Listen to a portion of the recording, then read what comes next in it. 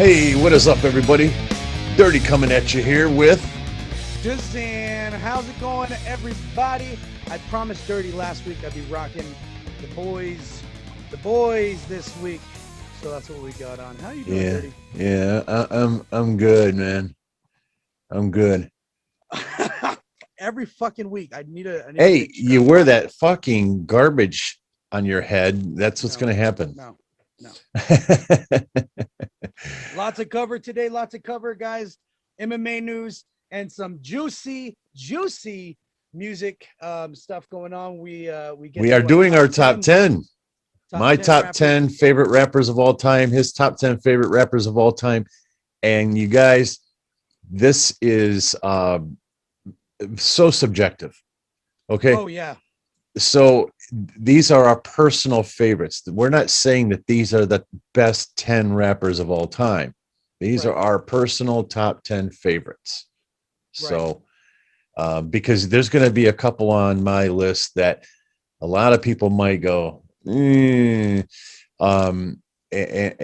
just understand two things. First of all, I just started listening to rap and hip hop 3 years ago. Um, it's not to say that I'd never heard anything in my life, but I never listened to it. I just never Yeah. got into it. I played guitar and drums and I produced music and it was always on the metal side of life. So I never really had a lot of time to devote to another genre of music, to be honest with you. So uh, I left it up to my patrons to direct the ship. And by doing that, we ended up just doing a lot of their favorites. So I haven't been exposed to near as much as most of you that are into rap and hip hop are. So just keep that in mind when I'm going over my top 10. Now, I would absolutely direct you to throw all kinds of shade on this guy, because he's been a hip hop head his entire life. Yeah, yeah. So And you know what? And I started with the list of 30, and it was fucking hard. All right, it was I had a hard difficult as time. shit. I had a very hard time. When I got down to it, and I was really like a top 15.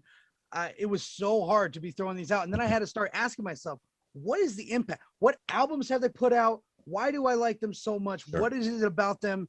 It was hard, man. It was hard, but I'm And really then excited to go. I just want to inject one more quick thing here before DZAN kind of takes the wheel here for a little while.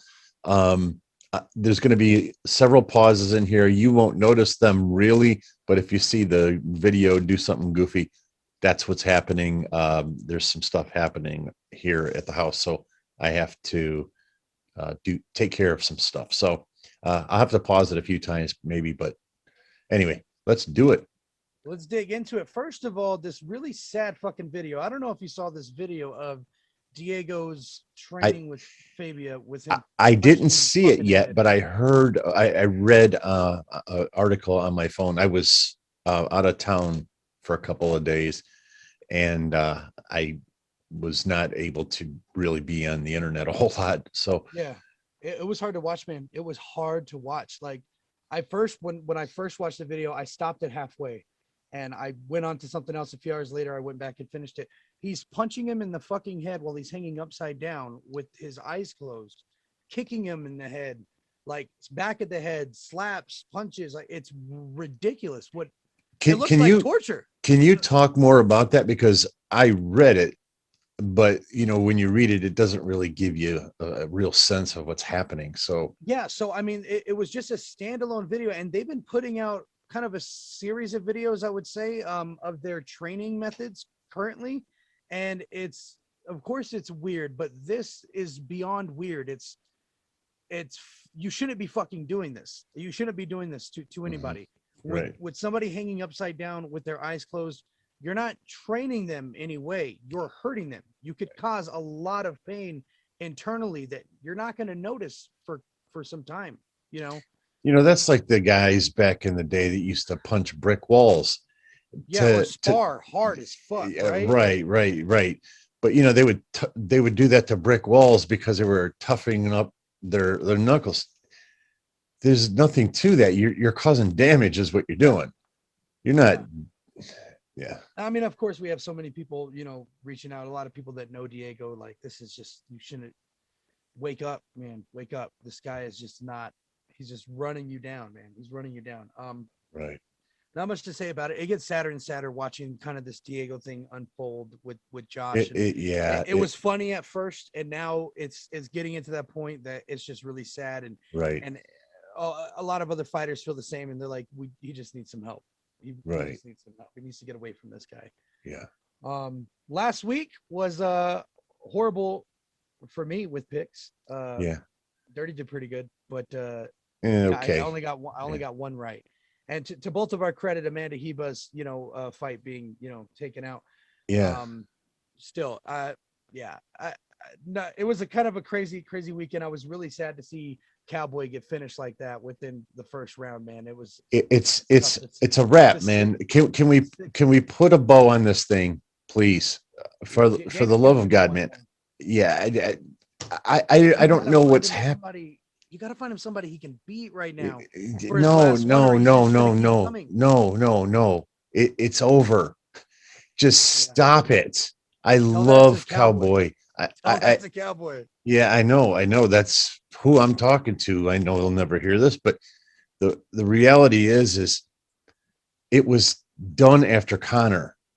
It was done before Connor, quite frankly. But you should never ever get hit like that from shoulder strikes. That should never, ever happen.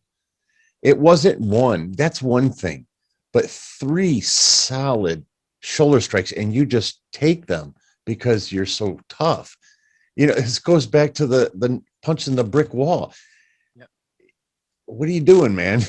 Yeah. You know, I'm sad for Cowboy because I am a huge, enormous Cowboy fan. Yeah. This has got to stop. It's painful to watch. Yeah, I agree, man. I agree. And he's like, one more, hopefully one more, man. I don't want to see him keep getting in there and getting hurt, man. I wish that would have been it, but I mean, we both know he's going to be back in there again. Yeah, it would be like the NFL trotting out Jim Brown to play running back for the Browns. You know what? Let's just move on. I'm terribly sad by that. I really am, yeah, and I agree. I just wish somebody would be honest with him in his camp. Exactly. At the big BMF ranch, right? Yep. Right here in Rio Rancho, baby. Right here, baby. Yep. Man, got all these legends near me. It's fucking fantastic, man. Ran into Holly Holm a couple years back. She goes to the supermarket that I go to. Oh, wow. Very cool. By Jackson Winks. We got a Jackson Winks right here, and then the main Jackson Winks downtown. So I absolutely love her environment. Yeah. Oh man. She's an absolute so belle. Amazing, man. Mm-hmm. So amazing. Wonderful human being. She takes the time. I mean, everybody here knows her, and when she's out and about, and you know, she's so sweet, man. She's so sweet. Let's get all the sad and kind of, you know, crazy news out the way.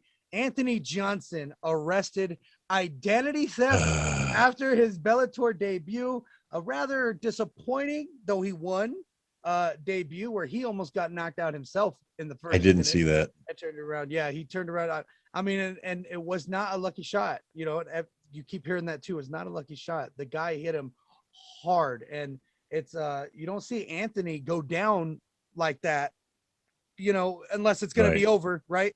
Got back up. He finished it. He's even disappointed in his performance. But off of that, he got arrested for purchasing a plane ticket with an illegally obtained credit card. So I don't know why.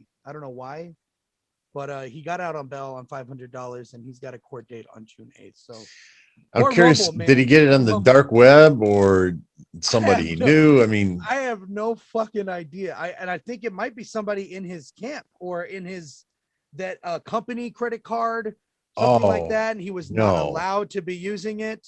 He only had a certain amount that he was able to use, or he was just not able to use it at all. but he bought his plane ticket using that card, and they got him. They got him. So there's that, Anthony Johnson, and other fighters outside of UFC. We got kind of making news and stuff. Kayla Harris, or is it Harrison? Forgive me. Harris, Forgive me. Yeah. I just saw her. I just literally saw her for the first time fight, and she's she was on aerial, and she's making all this noise. Beautiful, talking shit after her fight. Right. I had no idea that she was Amanda Nunes's training partner, and that she helped her in the Felicia Spencer fight. Right down here. Yeah. It's about a half hour from here. Yeah. Wow. Yeah. Wow. I mean, wow. I don't know what else to say, man. She's 155, so but yeah, if she ever got into the UFC's not making a 155. They can barely do a 145. So well, no, they can't do a 145 because there's nobody to fight her. Yeah. There's just, I think Megan Anderson is the only bona fide 145 pounder in the UFC. Really, I think. You mean that doesn't have to add the weight on, right? Right. Yeah. Exactly. Yeah. Yeah. Agreed. She's a thicker girl. I mean, she's got really thick legs. That's where a lot of her weight comes from. So. Yeah, I mean, she does have a point when you talk about Olympians and gold medalists, and kind of when we speak obviously all the time about there's levels to this shit, and she's in that rare class of Olympians and stuff. So it'd be interesting to see her if she ever came to the UFC. I doubt it, unless she changes up her weight class. But I mean, it'd be pretty interesting to talk about. It's always fun to talk about new opponents, possibly for Amanda, or just in the UFC. Or Valentina in general. Right. Yeah, right. Exactly. Right. Yeah. Hang on 1 second, guys. Okay. Sorry about that. All right. Moving on to 262, what do we got next? Brother. We got 262 this weekend. Yes, we do. Man. Yes, we do. Now it's not, I will say it's not as exciting without Nate Diaz. Okay. It's not as exciting, but it's still very excited. Yeah. I'm excited, but it's nowhere near what it had been with Nate. Yeah. And you know what? I got to tell you something, Dirty. I was not excited. And just like we spoke about a month ago or a month and a half ago, when the news came out that it was going to be Chandler and Oliveira, we were not happy. Right. We thought Oliveira, yes, he deserves it. Yes. Chandler, don't really believe so. No. I am fucking excited.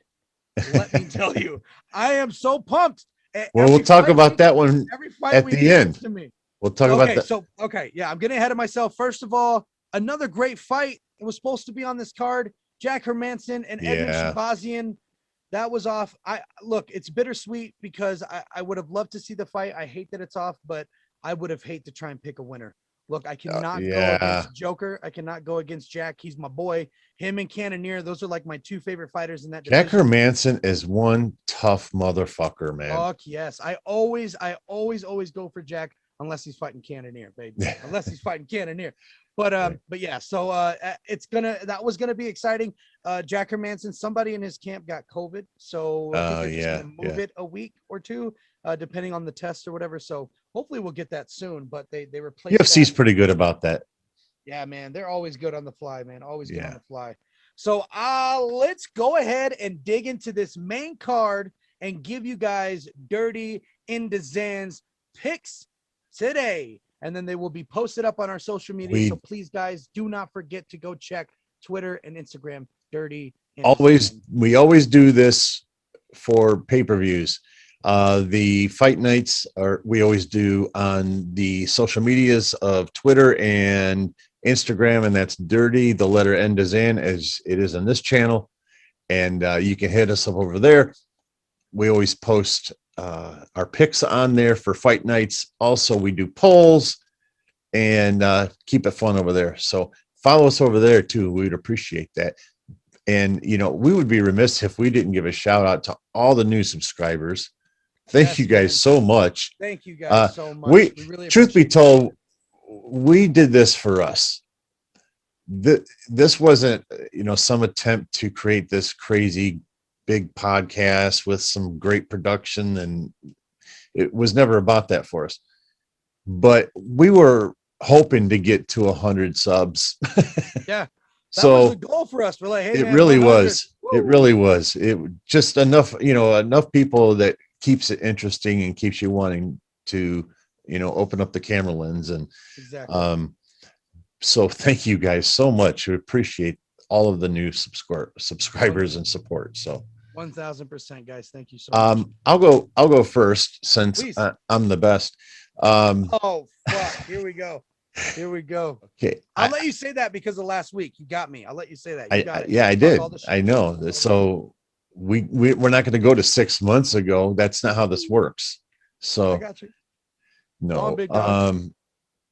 This one seems easy for me, and I know Burgos is a motherfucker, but Edson Barboza can put your head in the 8th row with his kick. Yep. His kicks are so unbelievable.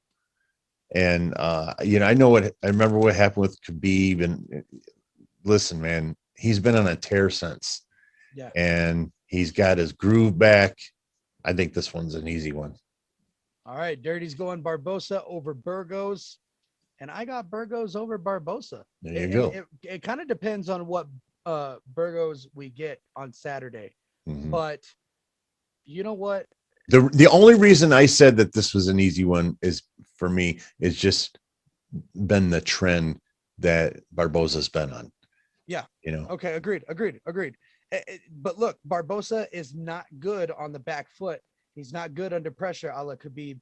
And Burgos will pressure the fuck out of him. I'm going to, and I know we don't give, in the round picks, but I don't see that getting out of the first or the second. I think Burgos is going to pressure him enough, and I think he's going to get the win. I could easily see this. I mean, these are featherweights. Not a lot of these are not a lot of these fights I think are going really to a decision. I mean, yeah, probably. Well, I don't know. Looking at it. I don't know. So yeah, I don't know, man. I just don't see it that way. But that's why we do this. So exactly. You go next for the next one. All right. So the next one is Araujo versus Chugagian. I got Araujo. I think that Chugagian in her last, she didn't look good. There are few people in this world that I dislike to the degree that I dislike Caitlin Chukagian. And really? I can't tell you why. I don't know why. There's something about her that just annoys the fuck out of me. Mm-hmm. I don't know if it's her face. I don't know what the fuck it is, but there's something about her that just gets under my skin, and the constant every time she throws a strike or a kick. That's stuff you do when you're first starting out and in camp and stuff like that. Yeah, there are a few people that do that, but she does it really loud. I don't know. It just everything just talking that shit. You know what? Everything annoys me about her. I feel the same about Miesha Tate. I don't like Miesha Tate when she speaks. I love Miesha Tate. I cannot stand Miesha. I've never liked Miesha Tate. She's great. Yeah. I respect her. She's one of the female goats, 100%. I don't like her. I don't like when she speaks. I don't like her opinions. I feel like when I started liking her, first of all, what an ass. Second of all, well, I got to keep it real, man. You know me. Love it. Second of all, I really started kind of rooting for her during the Ronda stuff because, and I love Ronda Rousey, don't get me wrong, but she was really crude to Miesha Tate. We're still human beings at the end of the day, and I don't know, but here I am talking about Caitlin Chukagian. So I don't know if it's her. Who the hell am I to talk? Okay, so obviously you got Araujo. I have Araujo, yeah. All right, I like it. Finally, he's right. The man is right. All right, let's move on. And finally, Really? I'll take I don't know this about one. finally. I'll take this one. Okay. In replacement of Jack Hermanson and Edmund Shabazian, we get Bontorin and Schnell. So I think Bontorin's going to win. Again, pressure, wrestle, the fuck. He's going to win. That's what I see. I got Bontorin over Schnell. I am going to go with you because I don't know who the fuck Bentorian is. Or Gotcha. Okay. Schnell. Oh, gotcha. Okay. Yeah. Schnell. Yeah. So, or no, Bontorian or Bontorin. Was it Bontorian or Bontorin? Bontorin. I'm Bontorin. sorry, And I could be Bontorin. fucking it up, but hey, Yeah. Bontorin. That's what I'm going with. It looks reasonable. The next two fights are the main ones. Dirty, I want your pick first. I want your pick first, and I want to hear why. I want to hear why. Ferguson versus Beneil Dariush. Please hit This me with one, it. this is the easiest one on the card. No, really. I think this is one of the hardest. This one and the next one were one of the hardest. All right, please explain. Please. The next two are both easy. All right, give it to me. Dariush. Well, give me this one first. Dariush. I got Dariush. Okay. Listen, Tony Ferguson is over, man. He is old news, and he doesn't realize it, and it's sad. It's really sad because he hasn't changed much in his camps. He hasn't tried to step in a different direction, and people have his number now. You know, there's a formula to this stuff. It's why they call it the sweet science, right? Boxing. But there's a formula to this stuff, and things are very choreographed when it comes to MMA or boxing or any type of combat sport. So, you know, you do 1-1-2 slip, right? It's trained. You're trained to do that. So when you get into the cage, in this case, your muscle memory takes over, right? And then you have somebody like Tony Ferguson, who's very regimented, always in incredible shape. He is, I don't know, probably one of the most fit guys in the UFC, if not the fittest guy. So he does all of that stuff better than anybody, probably, other than maybe Nate Diaz with the triathlons and all that. But maybe still, I mean, he's running up that mountain. I don't know if you ever seen that before. There's video. Yeah. Oh, yeah. And so, you know, he's in incredible shape, but he's very regimented when it comes to his training, even though he does all of this awkward out there stuff. Mm-hmm. He's very regimented in it. That means that's his muscle memory. And if you don't change the way you're doing things, if you're on a downward trajectory, it's the definition of insanity. You know, you keep repeating the same thing over and over and expecting a different result. And everybody has now downloaded all of the information on Tony Ferguson. I can't imagine it. And you know, hey, in any of these fights, I say they're easy to pick. Well, it's MMA. It's not easy to pick because there's so many variables and anybody can get caught. Right. So that can happen, but Dariush is a monster. That's why this one seems so easy for me. All right. Well, I got Ferguson. So let me start with this. Beneil Dariush will be a future champion. He is a future champion. For sure.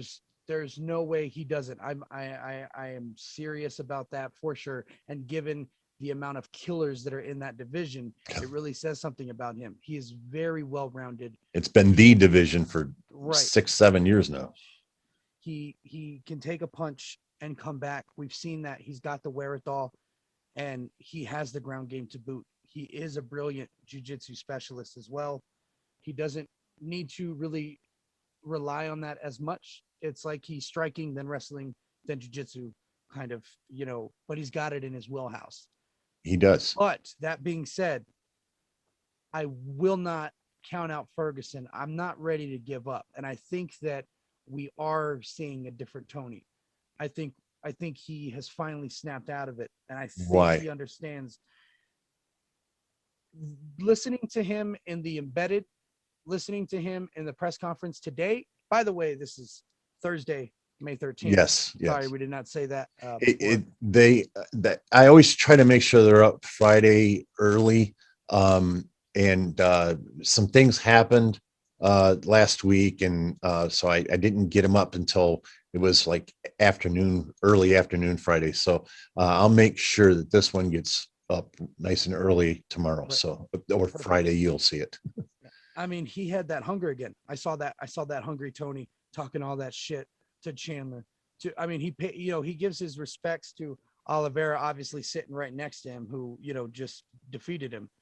But right. I see something different. I don't see the weird ball carrying Tony that's doing weird shit at these press conferences. Just being he silent. Can't though. And, he can't do that now. Not right. He can't. right. Yeah.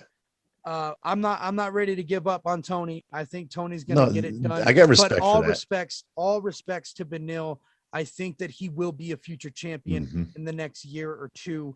I don't think that he's going to win on Saturday night though. So right on. There we are with that one. The next one I guess I'll take. So we'll start it off. Chandler versus Oliveira. I got Chandler.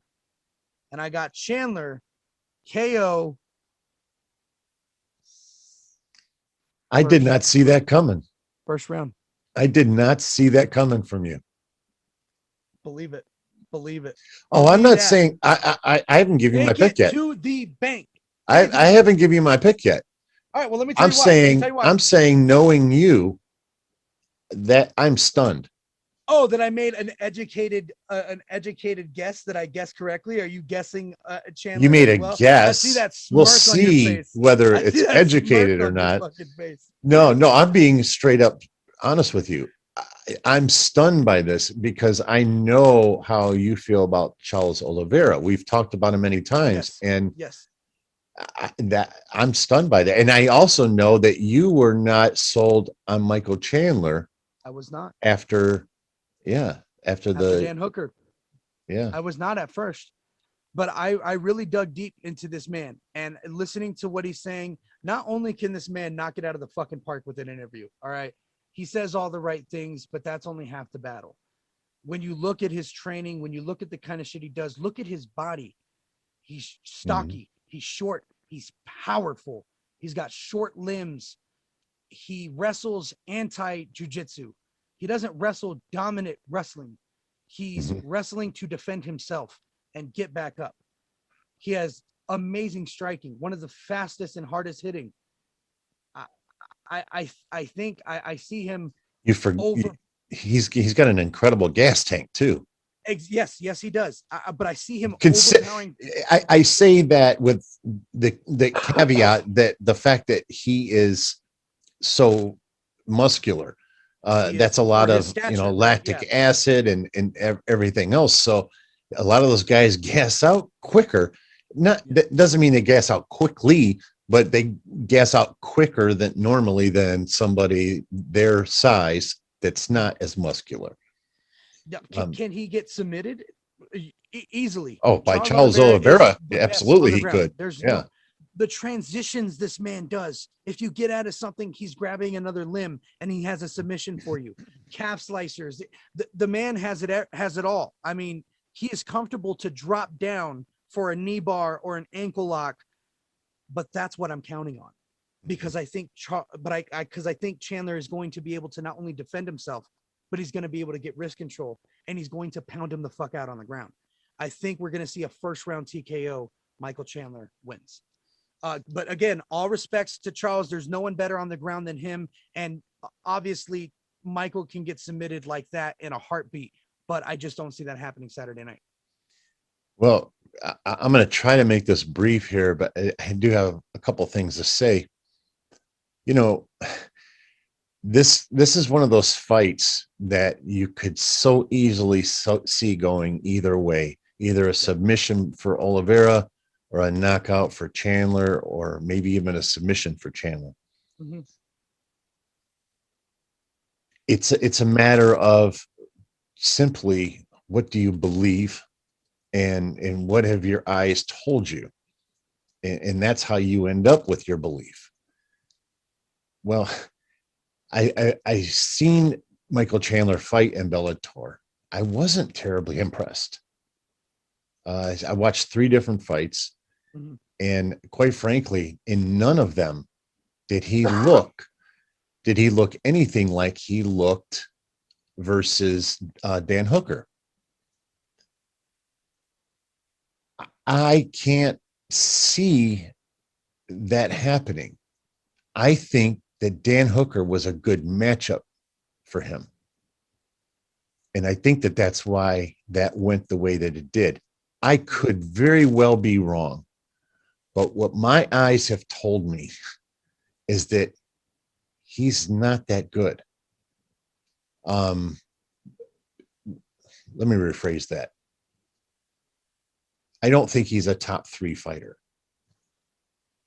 I think he's a great fighter. I don't see him being a champion. But maybe that is skewed on my end because of the Bellator fights. Because quite frankly, I don't watch much Bellator. So I'm not real familiar with the talent there. Maybe he just fought some really good fighters and they gave him a hard time. Maybe those were just bad matchups for him. Yeah. But I just happen to think that it's possible that Dan Hooker wasn't as good as we thought he was. Mm. And then B, because of that, he not only got the knockout, he looked incredible. And I will say to when it So comes so, to so let, oh, let I'm me so sorry. No, let me finish, do the finish, pick. please. Yeah. I'm gonna go with Oliveira in the second round, late in the second round, by submission. All right. I like it. I like it. And I will say I'm the sorry, reason I didn't mean to say second. I meant to say third round. third Sorry. round. Okay, Oliveira third round submission. Yeah. Yeah. Okay. One of the things that helped me change my mind about Chandler was going back and looking at that Dan Hooker fight and kind of the footwork and what he did with his boxing, how hard he hits to the body, how Charles does not like getting hit to the body, and then following up with that beautiful left when his shoulders show that he's square, he's really not, and Dan didn't see it coming. But it wasn't because Dan was slipping, it's because Chandler caught him just right. And that's really kind of that gave me that little inkling of, well, and then looking at his wrestling, looking at that training. Nevertheless, we're going to see Saturday night. By the time you guys see this, we'll see it tomorrow night. I'm very fucking excited, but I'm also very excited to get off of the UFC news. Do you have anything else for MMA, or are we ready to get into some fucking music, brother? And we will be right back. Let's do it. Okay, thanks, guys. We are on to our top 10 favorite rappers of all time. Again, just briefly, we're not saying these are the 10 greatest rappers of all time. These are our personal favorite rappers of all time. I'll go ahead and go first on this one, and we'll just rotate back and forth. Yeah. All right. 10 to 10, 9 to 9. Yeah, let's do it. Okay. I had to get this in here. Okay. It's an honorable mention. It's Nate Dogg. I had to find a way. This is our list of our top 10 favorite rappers. Yeah. Nate Dogg's not really a rapper. He's a hook man, and he is the greatest ever at it. So 100%. In his vocal and his words, his hooks, everything. It just hits me in the chest, no matter what kind of mood I'm in. If I'm in a good mood, it hits me in a good, happy way. If I'm in, if I'm going through some shit or something, it hits me in that way and kind of just makes me feel okay about it. And Yeah. I don't know. It's just his music has just hit me in a very profound way. And he's very responsible for me taking to rap and hip hop the way that I did so fast. He was a big reason why. So I just had to get him in there as an honorable mention, even though he's not a rapper. I want to throw an honorable mention out there too. I would say Ti is my honorable mention. Tip is my honorable mention. I've been listening to him Right for on. a very long time. The first time I heard him was his album King, and it's when his movie was out, ATL. Man, and he's an amazing lyricist. He's my honorable It's mention. funny you Ti. just said that. You'll see Why? why. Okay, number 10. What do you got, Okay, Dirty? my number 10, Here we go. Andre 3000. Beautiful choice. Yeah, dude, listen, the first time I listened to Southern playlist music, Cadillac music playlist, or whatever the hell it's called, um, the first time I listened to that was on Patreon, and that it just blew me away, man. Um, I remember just being in this zone.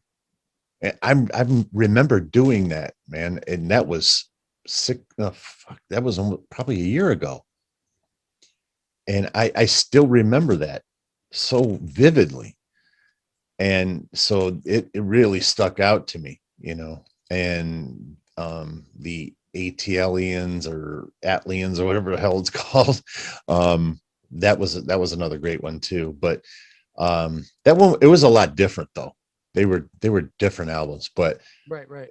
still, that made a profound impact on me. And Andre 3000 was a big part of that reason. So See, and I love Andre. I love his writing. I always had a difficult time with listening because I don't like the unorthodox tone. I really like flow, and I like hitting certain pockets within the beats. And he does that, but he does it in such an awkward way. It's hard for me to keep a rhythm. The got words it. he's saying is amazing.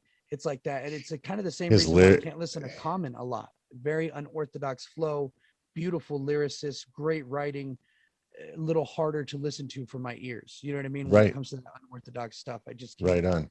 But yeah, great, Well, great there number there are 10. no right or wrong answers here, and Exactly. um, it's just whatever you're feeling, and whatever your thing is. And listen, your best friend in the world probably has a completely different, Yeah. favorite rapper, so it's just how we're wired, we all just, everything receives on our ears differently. So what you got? My number 10 is Kevin Gates. That's who I'm opening up my number 10 spot for.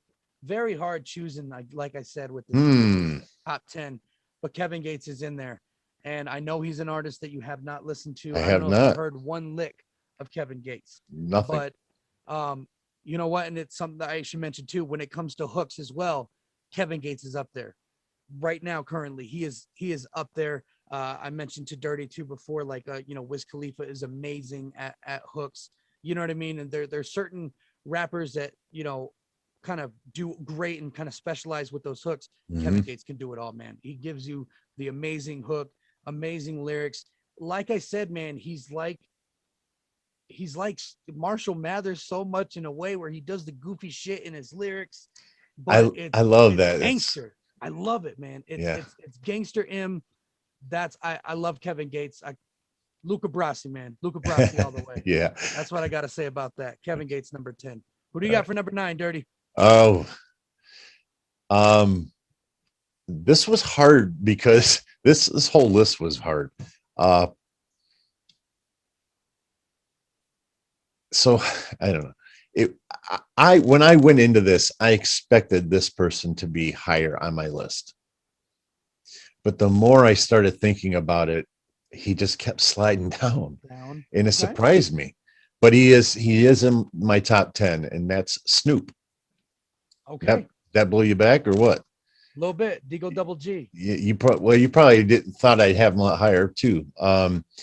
Okay, so Doggy Style is still one of my go-tos. I still listen. I bump that a lot. Classic. It's a great album. Um, but that's about all I bump. Yeah. you Yeah. know, and as great of an album as that is, and it's a great album. It's an incredible album, front to back. I mean, there are no letdowns at all. Um, I mean, the list on that album. So it's a phenomenal album, but And that's nobody was about it. rapping like Snoop back then, man. Oh man, the Nobody flow. was You want doing to that. talk about flow? Oh my, I mean, he might exactly. be the The goat of cadence flow. And of that cadence and when you, just making you swing mhm, like 1, 2, 3 into the boat. Like, come on. And then he yeah, just Snoop to get it like, yeah, come and on. that I was love awkward, but it was always still in the dead in the pocket, right. always in the Exactly. Right, pocket. right, right. Yeah. Love Snoop. Where are you Not at? so much these days, but I love Snoop. All right, my number 9 is Lupe Fiasco, one of the hip hop heads, amazing lyricist, one of the best writers on this list, bar none. And his album Lasers is in my top 5 albums. We have got to do that too, ladies and gentlemen, one day, our top 10 hip hop albums of all time. And I Yes, almost we feel will like do that's that. going to be a harder list almost than Uh, the top 10 oh rappers. So man, much amazing content out there. But yeah. Lupe fucking delivers, and he delivers with the message. I He delivers. Lupe, and he was another one actually. He started at like 6 or 7. I had to bump him down a little bit once I, you know, really thought more. But nevertheless, he's in the top 10 for a reason. Amazing lyricist. I gotta tell you, um, I didn't get him in my top 10, and And that's okay. no, it's not, because honestly, he belongs there. It's just I I love his stuff. It's it just doesn't resonate with me as much as others. Yeah. It's not that it doesn't, it's just not much as others. Yeah, I resonate so hard with hip hop saved my life when I was young and I was listening to that and I was a young aspiring rapper writing every single day. That resonated so fucking hard with me and it gave me the fucking motivation to go out there and do shit and record. And Right. he was one of those that kind of really pushed, along with others you'll see in the top 5. But yeah, man, he was definitely one of those people from a writing perspective. uh Sure. he's so sharp. He's so fucking sharp with it. So great. Who's your number 9? Who you got? Did you already give me yours? You gave me yours. Yeah, you said Snoop. All right. Yeah. Who do you got for 8? Who's your number 8, Dirty? Okay. I might get some hate on this one, I think I'm but gonna get hate for my number 8 too. It's all good. Let's okay. swim in it. Okay. Let's swim in it. It's Method Man. Oh, you can't hate on that. Look, I Well, don't have Method Man in my top 10. I'm hating myself right now. Method Man is not in my top 10, and he fucking should be. I'm really mad at myself right now. This is what I'm talking about, Dirty. There's yeah. too many great ones. Yeah. Please continue, please. Well, listen, I'm aware that I'm in the minority, and I'm deep in the minority on this whole thing with Wu-Tang. I know most people love Redman, and I get it. I completely get it. But there's something about Method Man's vocal, his voice. It just does something. It makes me happy. I love hearing his voice. He's got that hip hop voice. He He's got does, that man. hip-hop voice. There's very few that have it, and he's fucking got it. He's got one of Yes. them. Yes. He's got one of them. And I feel bad about one person that I didn't put in the list, and I feel kind of guilty, but I think it's recency bias guilt. But I do not have DMX in my top 10. I do not either. I do not either. Okay. Like I said, man, it's a sharp list. It's hard. Yeah, It's hard to it it's is hard to get it hard. all down. It was hard for me not to have them in there Yeah. because of, everything. But uh That's a great 8. That's a great solid number 8. Thank you. I'm upset he's not Right. in mine. But yeah.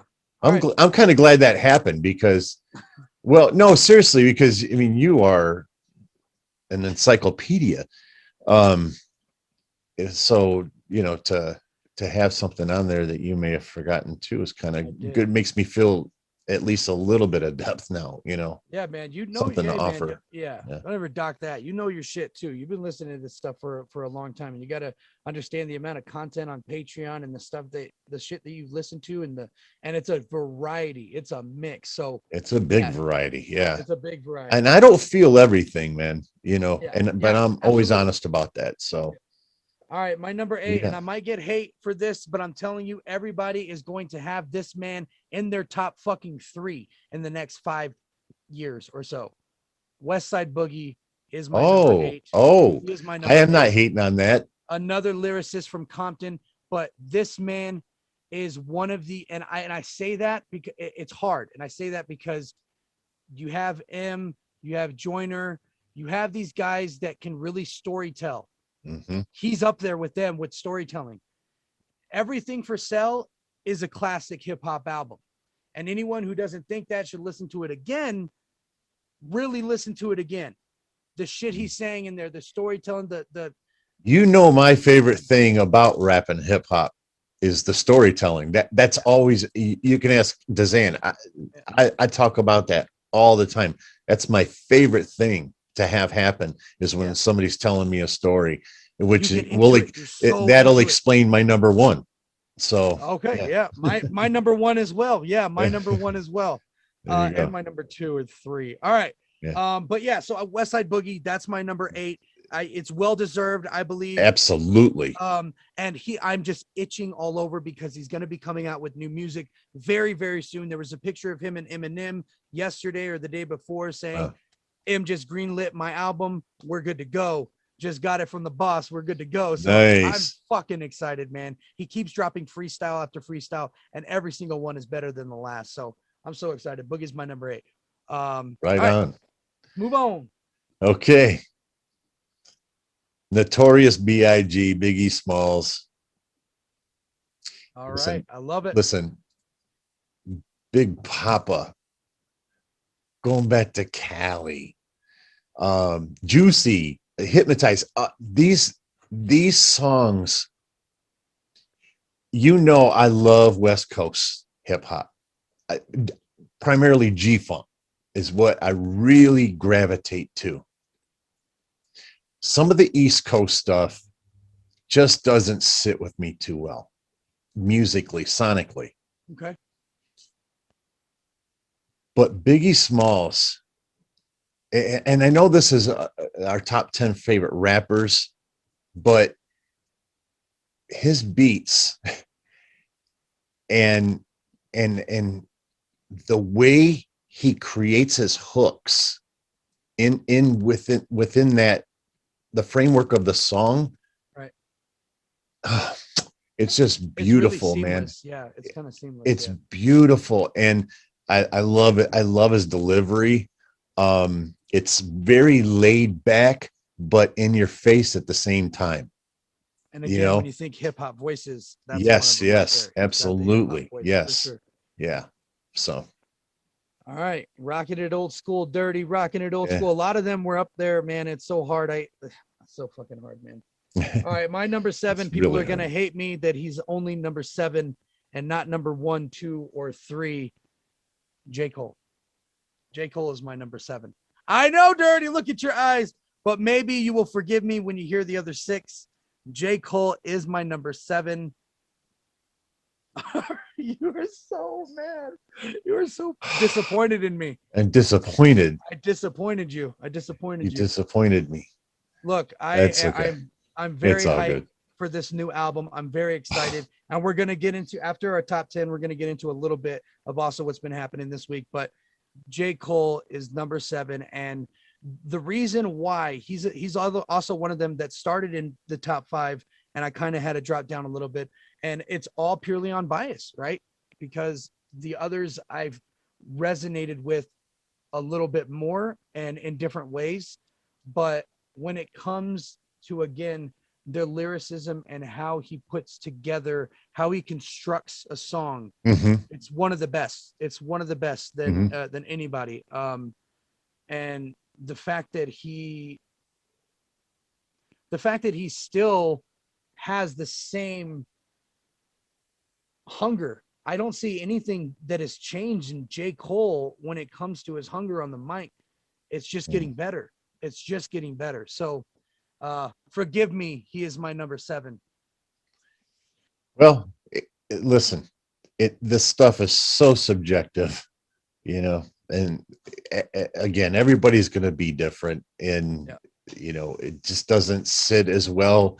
I mean, it's still your number 7. I mean, that's still pretty fucking high. It's pretty fucking high up there. You know, he's knocked out a lot of people. You know? I'm a spoiler alert. Joyner's not on my list, and that was hard either. to not. It's very hard to. It was. So I'm glad you mentioned him, because he does need to be mentioned. Yes, he fucking does need to be mentioned. But yeah. Okay, let's go ahead. Number 6. Who you got? Okay. This is probably gonna blow a lot of people's wigs back. Number 6, I have Eminem. How fucking dare you? You know what? I blame your Patreons for overclouding you and hounding you so much that you just don't want to do it anymore. And you don't it's not the patrons. It was the YouTube people. Oh, look, man, he's got hardcore fans. Dude, I can't stand them. I can't stand them. Stand them, you mean? I can't stand them. Yeah. Yeah. Fuck, man. I could do a video. I could do a reaction to a song. It was a great song. And I could talk for an hour about how great Eminem is. And I may mention in the video that totally out of line. Why is he wearing 2 different color shoestrings? And that's all that anybody would talk about in the comment section. Yeah. I could suck his for an hour and talk 3 seconds about something, and that's all they would comment about. I'm like, fuck it, man. I'm not doing this anymore. But no, you know what? It's really, for me, it's not a matter of that. Truth be told, it's just Marshall Mathers LP is so sick. It's just an incredible, that's like Doggy Style for me. Just front to back, there's not a miss in it. Yep. And when I listen to it, I never ever skip a single song in it. And the songs that are in it, you know, there's some low key monster songs in there. Drug Ballad, you know, one of my favorites. Amityville. Jesus, the man. Way I Am. Yep. Oh my God. Well, that one was kind of a hit for him, really, but like Drug Ballad and Amityville, you know, that really never got a whole lot of single play. Those weren't the singles, right? Yeah, right. So, but yeah, real Slim Shady, Slim Shady LP. I enjoyed it a lot, but Marshall Mathers was on a different level for me. See, and you fucked up because you listened to Marshall first. You listened to them out of order. You should have went to Slim first, and I guaranteed you would have had a different outlook on it. And then going into Marshall, you'll be like, whoa. A lot of those songs on Slim Shady LP were leftovers from Slim Shady EP and stuff, that a lot of his earlier work and earlier writing. He was still finding his voice in 95, 96. So a lot of the writings came from around that time, a little bit after. So, well, I'm going to say something and the stands are going to lose their mind. Please, I'm right here. Okay. the Slim Shady LP seemed a little light by comparison to Marshall Mathers. It seemed like there was an edge rolled off of it. It was like a diet version of Marshall Mathers. Right. That's just how I perceive it. It's a great album. Don't get me wrong. And really it is a front to back too, but just not in the same way for me. And I think I also connected very well to Marshall Mathers LP lyrically because, I'm from that area. So, yeah. I knew a lot of what he was talking about, we don't, drive by and shoot out. We stop and shoot them out with them. I mean, that stuff has just resonated with me so much. So, I guess that could be reason why too. I don't know. But I feel very, very, very comfortable with my top 5. So, again, very comfortable. I'm 6. I mean, it's not a bad he thing. Should have been in your top fucking 5. All right. As a stand, he should have at least been in your top fucking 5. Pay some respect. All right. Here's your representative. My number 6 is Wheezy Baby. Lil Wayne. Ooh. Making my number 6. How can he not be on this fucking list? If he's not on anybody's top 10, what the fuck are you doing? Yeah. Look, come on, man. You're just a hater then, Easily, from his albums to his mixtapes, not back in the day, but I mean, let's say a decade ago, 12, 13 years ago, when he was really in on his mixtape shit, No Ceilings, you were bumping that shit all summer. I mean, the shit, he inspired so many rappers, and me included, to rap over other rappers' beats to show what you can do. And so a lot of rappers started doing that with Drake instrumentals, Wayne instrumentals, M's instrumentals, Jay-Z's instrumentals. Right. Anything they can grab, because that was the thing. Yeah, that's a good point. It was very popular. And this man has brought wave after wave. He has birthed not one, but 2 generations of rappers, from your skater boy. That's rappers, another good point. Emo hip hop, and your more mainstream rappers with the content they speak about and how they rap and their flow and their cadence, all bit from that man. And I think he might have deserved to be in the top 5, but it was a very hard choice. He got out of it. Top 5 still. Yeah. Lil Wayne, man. I mean, at this point, it's kind of hard to hate on anything, unless it's something really out of left field, but I won't talk about him too much because it'll get repetitive, because he may just be in my top 5. So. All right, well, let's get into it. Top 5, ladies and gentlemen. Here we go. Birdie, who is your number 5? Tech 9. Beautiful. Okay, I'm glad you're okay with that. I'm gonna guess there's probably gonna be some pushback from some people on that. Yeah. But there's a guy who's been a supporter of mine since the very, very, very beginning, like within days of me starting this channel, Michael. And he got me into Tech 9, and the video really kind of resonated with me. All of the videos that I watched, and those were so much fun, where, he's losing his mind and everything else. It was just very dramatic. And I found myself watching the videos a lot. Yeah. And so because of that, the songs just started really resonating with me, and, and then the thing he did with Corey Taylor, straight out the gate. Yeah. Dude, that was killer. And just everything. And then we did I did a live. No, I didn't do the live stream. I just recorded it. Right. Yeah. But of his concert, and that was like a month ago. Yeah. Like about five, 6 weeks. Yeah. So, and that was such a great show, man. But the thing also about him is that he completely self-made. I mean, just 100% self-made. He did this without any kind of support, Nobody. Yep. you know, and that is the epitome of the American dream. And somebody going out there and just taking it, you know, just from hard work.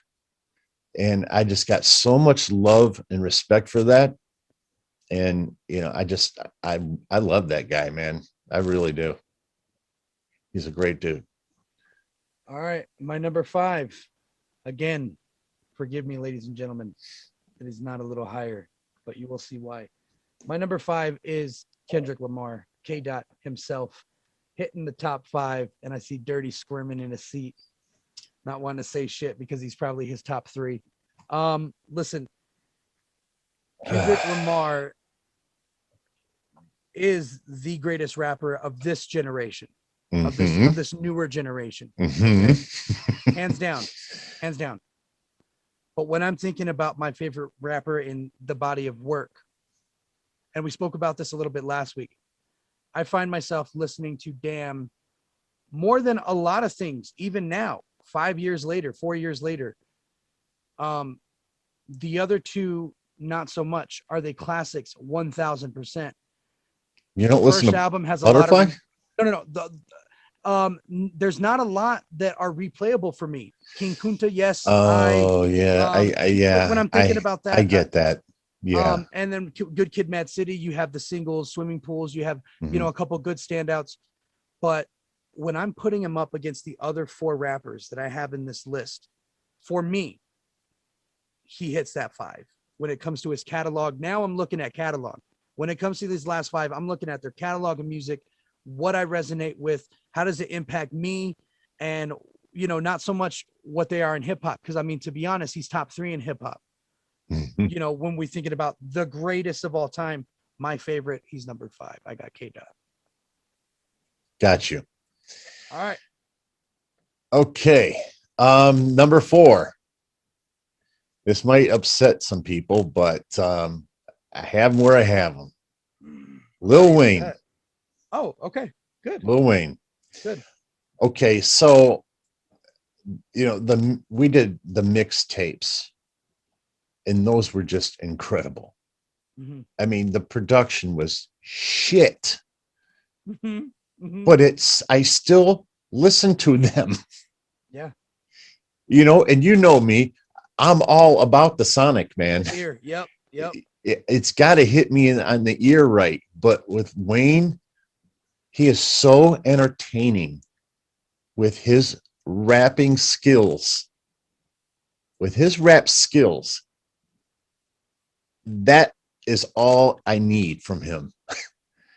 And I don't think I could say that about another person on this entire list. So in that sense, he's my number 1.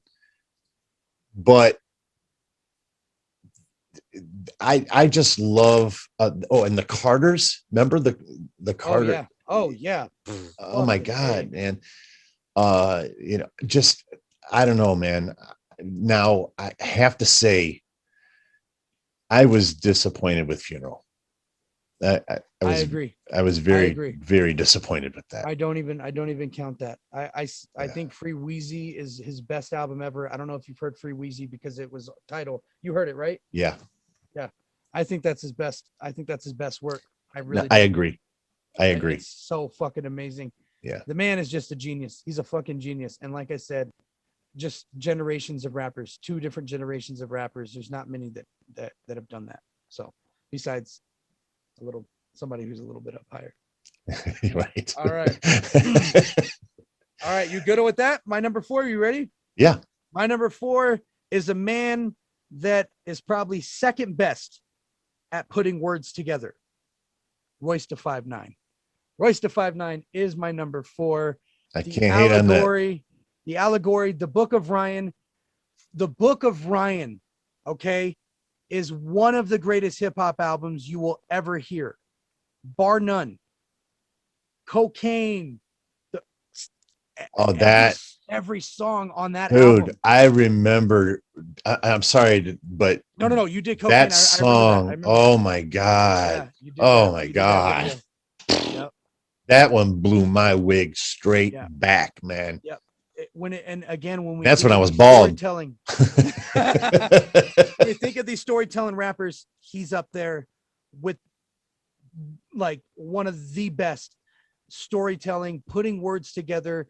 And when you listen to him, I you're have like, to say, he was the hardest one that I didn't have in here, and Yeah. I thought about him a lot, Yeah. but he was I just didn't have enough of a catalog, and that's probably the only reason why. I think that Royce the 5'9" is the most underrated rapper of all time, and that's slowly starting to change with the release of Book of Ryan and the allegory. But I'm glad that a lot of Yeah, I have rappers no know idea what you're that. talking about. So that's what I'm saying. All we've done is singles, and what have we Right. done? 4 or 5 singles. Right. So that's Right. all I heard. So when you heard me say small category, I'm talking about from what I've listened to, Yeah, and it's not funny you his mentioned that. category. Yeah, It's funny you mentioned that when you think about the catalog, because you or did a video catalog. the other day.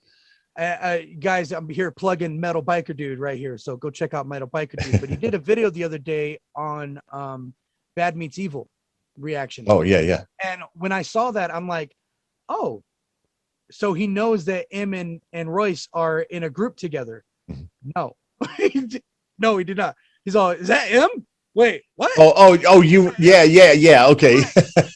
And yeah, so yeah. So when you really look at the man's catalog, dude, yeah, with Bad Meets Evil, with all the shit that he's done, he's been underrated for a very, very long time. He's been rapping just as long as M has in back in 97 or 96, something like that. He's been rapping for a very long time, and he's just now starting to get that recognition, and I'm glad it's happening. I got Royce the 5'9" in my number 4 slot. Again, I can't hate on that because everything that I've heard, the cocaine one though, that It's one of my favorite songs that he's ever put out, for sure. I think I've done 500, maybe 600 videos, reaction videos. Mm-hmm. And there have been very few that have really hit me.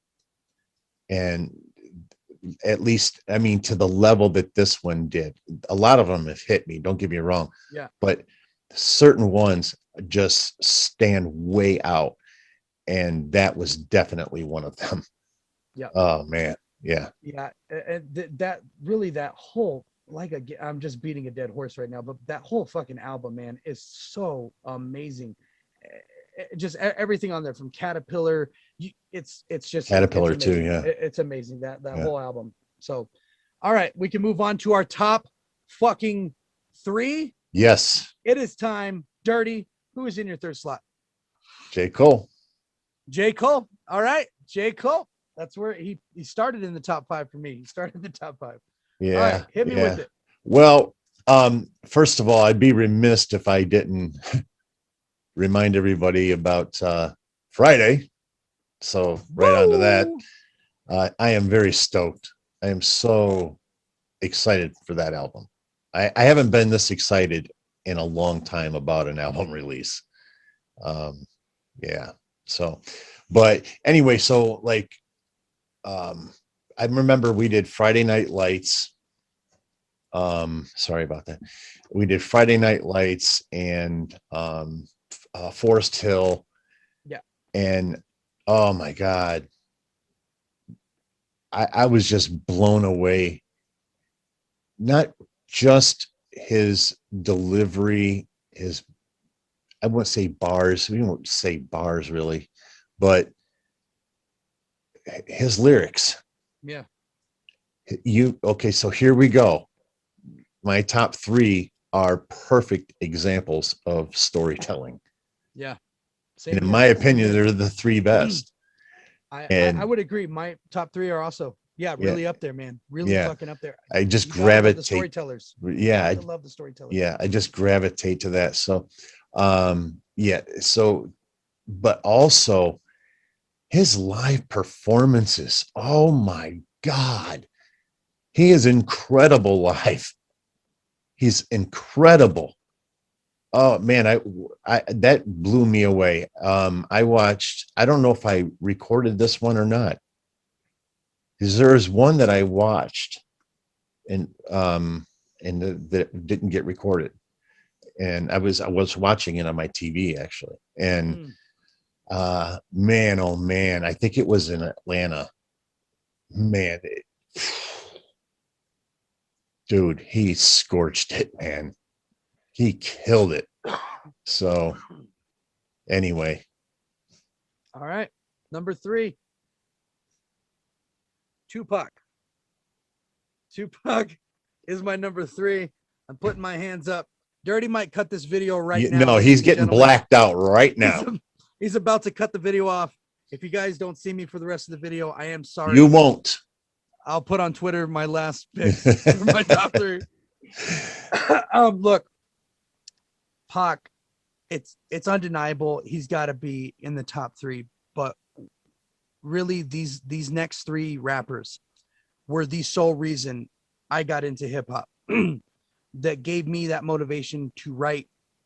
That gave me that motivation to want to step outside the box a little bit, try something different with my flow, try a different cadence, and get into that storytelling mode. Mm-hmm. I can count so many times that I've listened to a Pac song, and wrote out like 3 different songs based on one song of his, because I was that motivated on what he was saying. And the man knows how to give you a message, give you a subliminal message, like an undertone that kind of wraps everything together, and then giving you something that just rocks your fucking ears. You can just groove. And every song is like that. And the man started doing song after song after song after song, and he has a vault of music, and he just never fucking stops. Will always be the pioneer and one of the ones that has birthed many generations of rappers, many generations, and still continues to do so.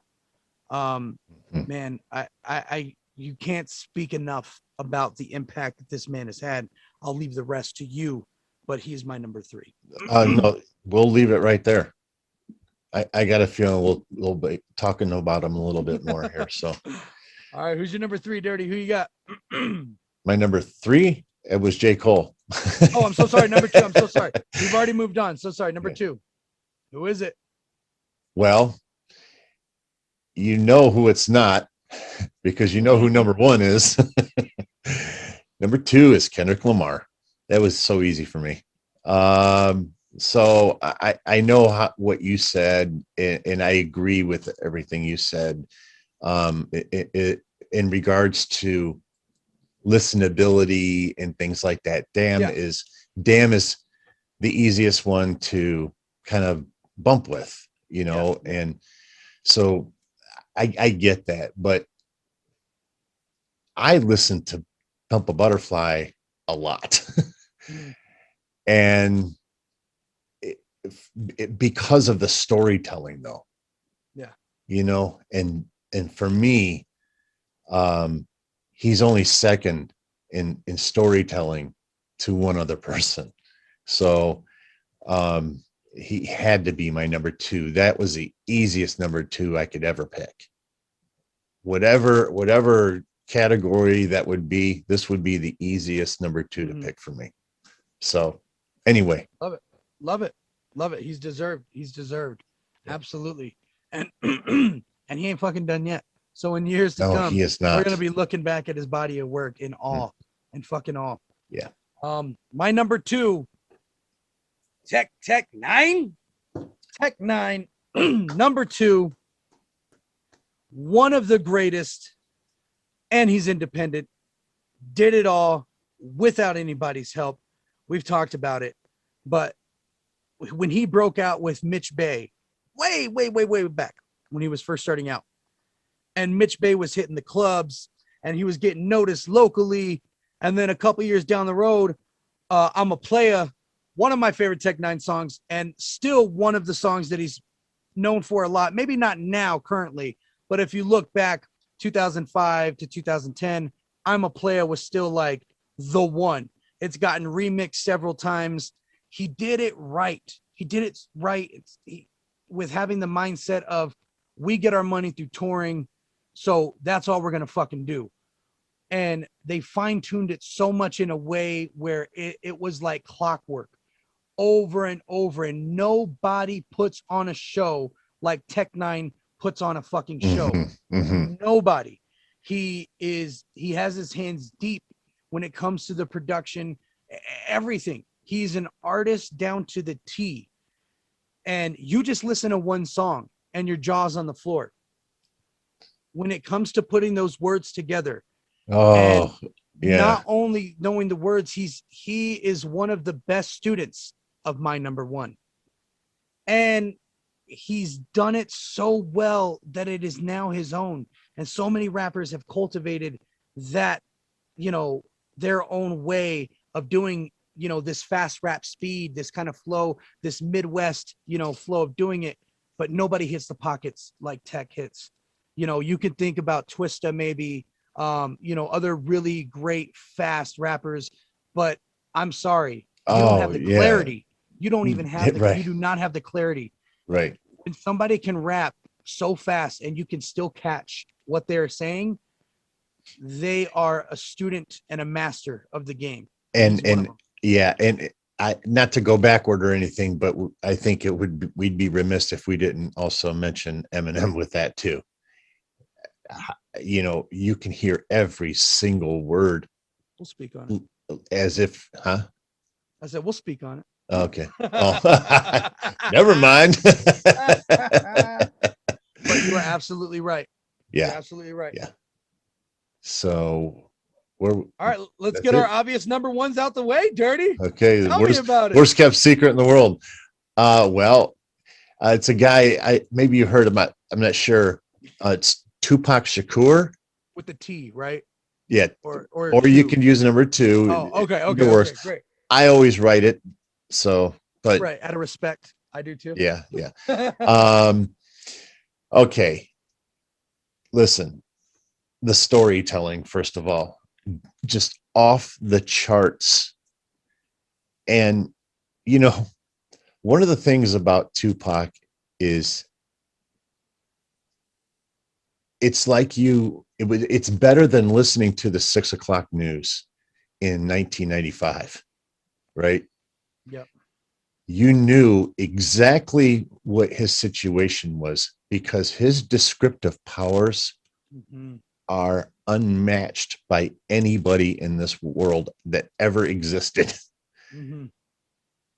He had the ability to reach down in his soul and pour it out on a piece of paper. It gives me goosebumps when I talk about him. I have so much respect for Tupac Shakur, so much love for Tupac Shakur. I can't tell you how deeply and profoundly he hits me. And Ambition's a writer. Of a writer. Oh my God, man! It just that's one of my favorite songs, man. Oh fuck, man! It's one of my favorite because Hail Mary. Hail Mary. The list goes on. Yeah. And on. I mean, Brenda's Got a Baby is one of the best hip hop songs. I mean, Brenda's Got a Baby is probably, in my opinion, the greatest story ever told. It's so interesting you said that. I got an argument for you. Love it. I love it. Ready for my number one? It's pretty fucking obvious. Slim Shady. He goes by Marshall Mathers. He goes by Eminem. And he goes by Stan. May know him from B-Rabbit. Yeah. He goes by Stan. Yeah, I go by Stan. Yeah. You can call him anything. Evil. I mean, the list goes on. He is, bar none, the greatest rapper of all time. I don't think there's been a question about it for the better part of a decade. Anything he's done from the last 10 years are just cherries on top of this man's legacy. He's not only the greatest selling hip hop artist of all time, he's not only one of the most accomplished hip hop artists of all time, the fastest selling hip hop artist of all time, the highest selling album of all time. He owns the greatest hip hop album of all time, in my opinion, with the Marshall Mathers LP. I don't think there's an album that touches it. And it's so hard to compare other projects to that, especially his, because in my opinion, that is the epitome of what hip hop is to me. He is one of the main bassists that I have studied throughout my life and writing.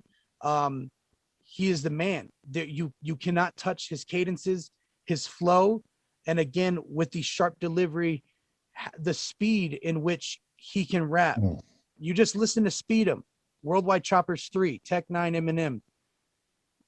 Respectfully, he blows them out of the water, respectively. Because of the clarity. He sounds like he's having a conversation with you and speaking, but it is so fast and so clear that you're just catching it and you're smiling because what he's saying is it's smart assy, it's funny, it gets you engaged, it's great with the flow, and it's something that he's done throughout his career, and he's changed so many times. And in my opinion, he's getting better. I think the reason why those old albums are still, in my opinion, the greatest is because that nostalgia effect. You know what I mean? From back in the day, those are always going to have that special place in your heart. But to be honest with you, Music to Be Murdered By is probably one of his greatest pieces of works when it comes to that writing and the way he's changed up so many ways on so many tracks. He gives you everything. And it took a little while for him, a while there from 2009 to 2012. He was going through this really weird phase, this transitional phase. And then he was finding his voice again. If you go back and you listen, and now Dirty, you'd be really hear this. When he did that album, Bad Meets Evil, the sequel, it's called, Hell, the sequel. He did that album with Royce. He was still trying to learn to rap again. So if you listen, it's going to sound a little off. Maybe some of his flows sound a little off. He was finding his way again, but it was still so fucking good. I can't say enough about him. From Infinite in 1995, you listen to that whole album, how can you hate it? You know what I mean? How can you hate it? A lot of people say he sounded like Nas and AZ. Well, all right, I fucking love Nas and AZ. And Nas was another one that I was having a hard time not putting up here. He was in that 15 for me. He was in that 15 for me, just to dovetail into the M thing, I had him what, 6? Listen, he easily could have been interchangeable in any of these spots, really. I can't agree more about everything that you said, and the only thing I'll add to it is the way he layers everything. And you have to refer to sometimes back 3 to 4 bars. And it like all ends up summing up at the end somehow. It's like this algebraic equation. Exactly. Sort of algorithm. He's the and every time that happens, I go, oh my God, man, he got me again. Oh my God, he got me again. So I agree with everything you said, but that part too, I think, is worthy of talking about. So I just want to add a few things when you were talking about Brenda's Got a Baby. I believe that Stan is the greatest storytelling hip hop track of all time. That's what I was going to say when it comes to the storytelling and stuff at that time with the video and the kind of impact that had. If I may, just to go right back to Pac for a second, I think it is very worthy of saying that Pac was the original. Like there wasn't a whole lot of influence for Pac to draw from. In the ways that people can now draw on somebody. There's a lot, the pool's a lot thicker now. But when Pac was doing it, there wasn't a lot there. nobody understood the poetry like he did, the poetry aspect of it. Exactly. And writing aspect of it. that's where I was heading. Obviously you knew that. So with that in mind, the fact that he married poetry Mhm.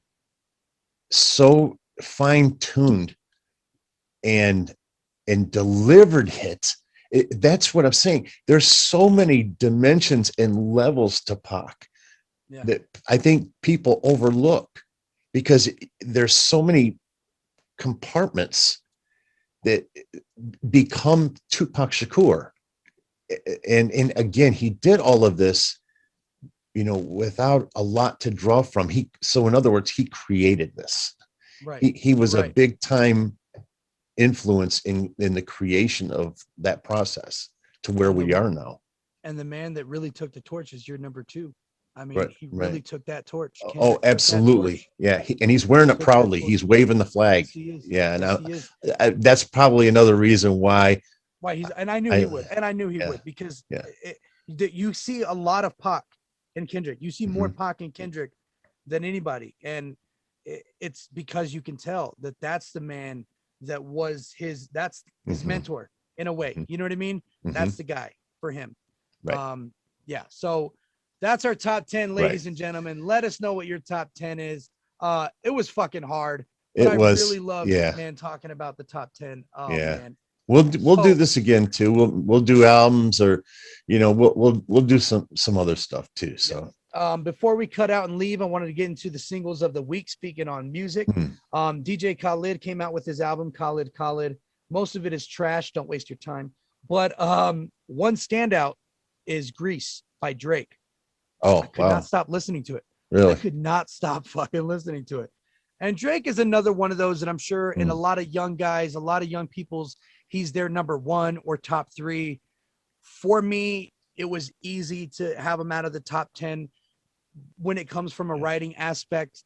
He's had a lot of those issues with, I know he writes the majority of his music.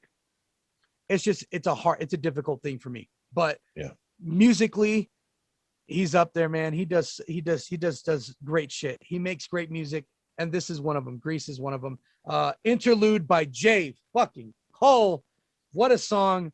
Oh man. So what an interlude. I got so many people PMing me, wanted me to check it out. And I'm like, I don't want to do that. You're saving it. Yeah. Please save it. Please save it.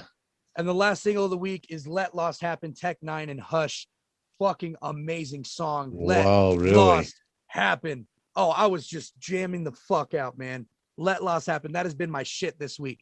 I've been bumping that like crazy. So those are the 3 singles of the week. And then let's move on to J. Cole real quick. Because he said, we haven't seen him promote an album like this since like Forest Hill Drive.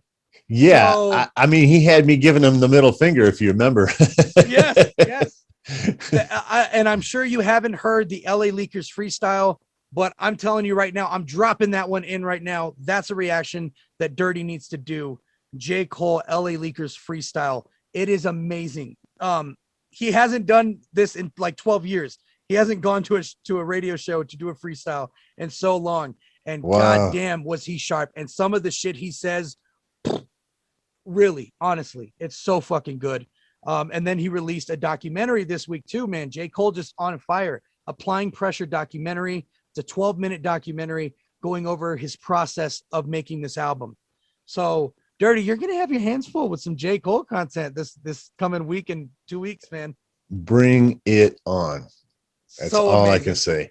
I'm so fucking excited, guys. If you guys haven't listened to the singles of the week, the LA Leakers freestyle, or seen the documentary, go watch those right fucking now. They are all amazing. All amazing. Cool. What else you got, Dirty? Is that it? Are we all tapped out this week? I'm tapped out. I think we're good. Ladies and gentlemen, UFC 262 is on tomorrow. As soon as this podcast goes up, I'm going to do something a little special too. I'm going to put our picks up, but I'm also going to put up a graphic of Dirty and DZAN's top 10 rappers for you guys to look at. So you guys can drop your top 10 in the comments as well. Yeah, do So that. Do that. Thanks, guys. Peace out. Peace out.